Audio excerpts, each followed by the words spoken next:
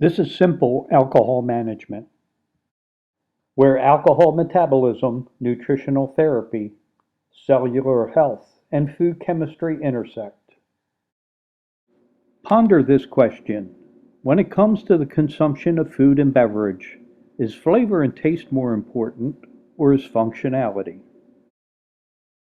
Hi, Steve Myers, alcohol educator and wine buyer at Plaza Liquors in Pasadena, Maryland.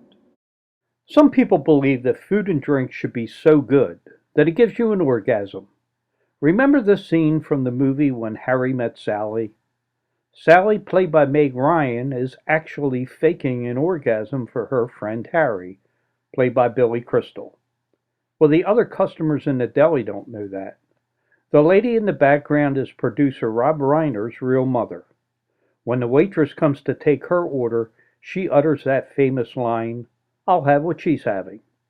But consumption was not intended to be an orgasmic event. I'm sorry. The purpose of consumption is to energize the body, not satisfy the palate. Ever since people have stopped growing and gathering their own food and allowed food producers to provide nutrition for the table, the focus is on flavor and taste. They manufacture their products using flavor enhancers. Here are just a few that they use. You have heard the phrase, "it has a taste to die for." That is such a true statement. It's the overconsumption of ingredients called flavor enhancers that lead to diseases that shorten the lifespan. More is not better.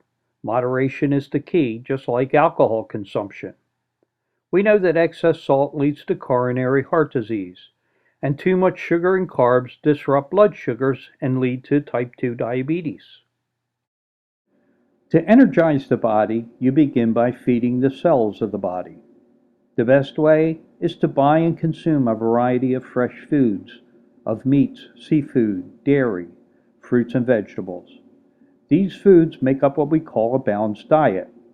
They not only feed the individual cells, they protect the body from outside influences like toxins and viruses, strengthening your immune system. Dr. Richard Moore, in his book, The High Blood Pressure Solution, explains how to achieve cellular health. It all begins with the action at the cell membrane. This is a drawing of the complexity of a human cell created by Dr. Moore. He explains how a single cell works to create energy. There are a lot of moving parts, but each cell is influenced by two flavor enhancers, salt or sodium, and sugar and carbohydrates. According to Dr. Moore, cardiovascular disease begins with high blood pressure. High blood pressure is caused by an imbalance of sodium and potassium in our diets. Both sodium and potassium are positive charged electrolytes that battle each other for the control of the inside of each cell. But let's strip away some of the activity and focus only on the battle for the inside of the cell by those two electrolytes. We have been told that too much sodium in our diet causes high blood pressure. That is not entirely true. Dr. Moore identified that a healthy cell is one that has 4 times more potassium inside the cell than sodium, what he calls the K factor. Let me identify the symbols in the drawing. The dark triple lines are the perimeter of the cell. On it is an electrical battery. The body has an electrical charge. The battery is either charging or discharging. The battery charges by the movement of sodium ions in and out of the cell. This movement fuels a pump on the cell called the sodium-powered pump, shown by the yellow rotating arrows. A properly charged cell will have a positive charge on the outside, shown by the circles with a plus sign, and a negative charge on the inside of the cell, shown by the diamond with the negative sign. This activity forces the sodium outside the cell and allows potassium to dominate the inside of the cell. The solution is very simple. Consume 4 times more potassium than sodium in your overall diet. Potassium will dominate the inside of the cell and force sodium out. This activity causes the cell's battery to charge. But that means that the overconsumption of the flavor enhancer salt in relationship to potassium in your diet can discharge the battery of every single cell. When those cells are part of the cardiovascular system, like an artery, it causes a chain reaction that leads to blockages within, and this leads to high blood pressure. Here is a perfect example of how you, the consumer, can get confused. This is a chart of potassium and sodium recommended daily allowance from the FDA. The government recommends daily potassium intake of 4,700 milligrams and for sodium 2,300 milligrams. Divide the potassium by sodium and you get a K factor of 2.05. Dr. Moore recommends a K factor of 4. The RDA from the government is off by nearly 50%. Trying to balance your diet with the correct ratio of potassium to sodium is not easy to accomplish. Labeling laws require the sodium content of nutritional facts, but the information for potassium is voluntary, and many foods just don't provide it, or give it in grams and not as a percentage. This is the nutritional facts for a national brand of green beans. The sodium content is given in milligrams and as a percentage of daily requirement. The potassium is given only as a percentage, but that's enough information to calculate the K factor. The K factor is potassium divided by sodium. Doing the math, the K factor of these green beans is 0.26. Let's compare that to fresh green beans from the produce department. Dr. Moore includes in his book a listing of FDA nutritional facts for many foods and beverages in their raw form, not processed.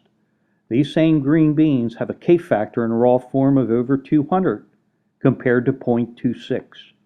That means by eating green beans bought in the can instead of fresh, the consumer misses the opportunity to increase the K factor in their overall diet.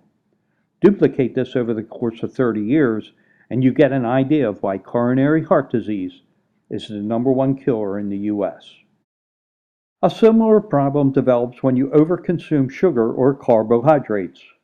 The body converts carbs to glucose, which requires insulin to enter the cell and burn as fuel, creating ATP. ATP is adenosine triphosphate, a unit of energy.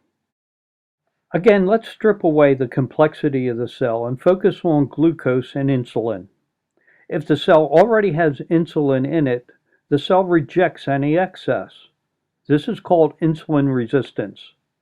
The glucose and insulin remain in the bloodstream, leading to high blood sugar. This is the onset of prediabetes. And just as excess sodium can be neutralized by the right amount of potassium, you can control blood sugars with fruits containing hydroxycinamic and chlorogenic acids found in strawberries and blueberries. If you have it with yogurt, all three provide a good source of potassium with a very high K factor. So look again at our flavor enhancer disease chart. The overconsumption of two flavor enhancers, salt and sugar, contributes to the breakdown of the trillions of cells in the adult body. This, my friends, shortens your lifespan. Now you may be asking, Steve, what does all this have to do with alcohol? There's several things. Alcohol consumption in excess depletes energy. One instance won't hurt you, repetitive occasions will. Alcohol is a sugar. A small amount helps produce insulin. Too much disrupts blood sugars. And both wine and beer have high K factors that can offset excess sodium consumption. Again, moderation is the key to achieving cellular health. So let me ask the original question again. When it comes to the consumption of food and beverage, is flavor and taste more important, or is functionality? Choose function over flavor. You will live longer. My name is Steve Myers, and this is Simple Alcohol Management.